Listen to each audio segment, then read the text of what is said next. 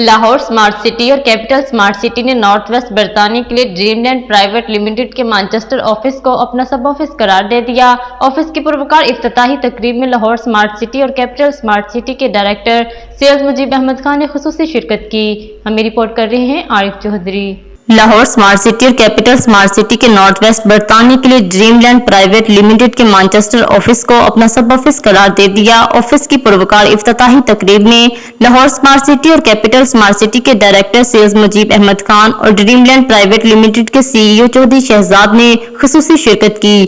برطانیہ بھر سے پراپرٹی سے تعلق رکھنے والی کمپنیوں کے ڈائریکٹرز اور اوورسیز پاکستانیوں نے شرکت کی۔ اس موقع پر لاہور سمارٹ سٹی اور کیپٹل سمارٹ سٹی کے ڈائریکٹر سیلز مجیب احمد خان نے کہا کہ ہم نے اپنے اوورسیز کلائنٹ کی سہولت کے لیے مانچسٹر میں ڈریم لینڈ انٹرنیشنل لمیٹڈ کے ہیڈ کوارٹر کو اپنا سب آفس بنا دیا ہے۔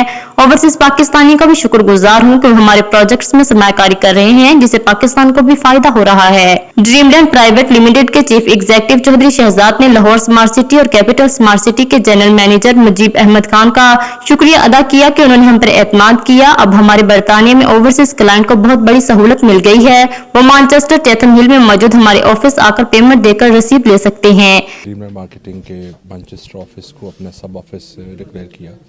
انشاءاللہ ہم ٹرائی کریں گے کہ ہم اپنے جتنے بھی کلائنٹس ہیں اور جتنے بھی اسمارٹ سٹیز کے کلائنٹ ہیں ہم ان کو بہترین سروسز دے سکیں۔ اس کو اپنا سب آفس ڈکلیئر کیا ہے۔ Further transfer and general queries جو ہے وہ لوگ ادھر آ سکتے ہیں اور اپنی جو ٹرانسفر کی ریکوائرمنٹ ہے اس کے بارے میں یہاں سے وہ فردر پروسیس کو کمپلیٹ کروا سکتے ہیں۔ تو ہر تھرسڈے اور فرائیڈے کو ہمارا جو ریپ ہے وہ ادھر موجود ہوگا اور کلائنٹ ان سے بھی ڈائریکٹلی مل سکتے ہیں اور ان کے تھرو اپنے جو ٹرانسفرز ہیں اس پروسیجرز کو بھی اڈاپٹ کر سکتے ہیں۔ جی اسٹون انٹرنیشنل لندن کے چیف ایگزیکٹو شاد حسین کا کہنا تھا کہ اسمارٹ سٹی گروپ کے برطانیہ میں موجود کلائنٹس کو اب لندن کے بعد مانچسٹر میں بھی اپنے پیپرز کو مکمل کرنا اور پیمنٹ دے کر رسید لینا جیسی سہولت میسر ہوگی۔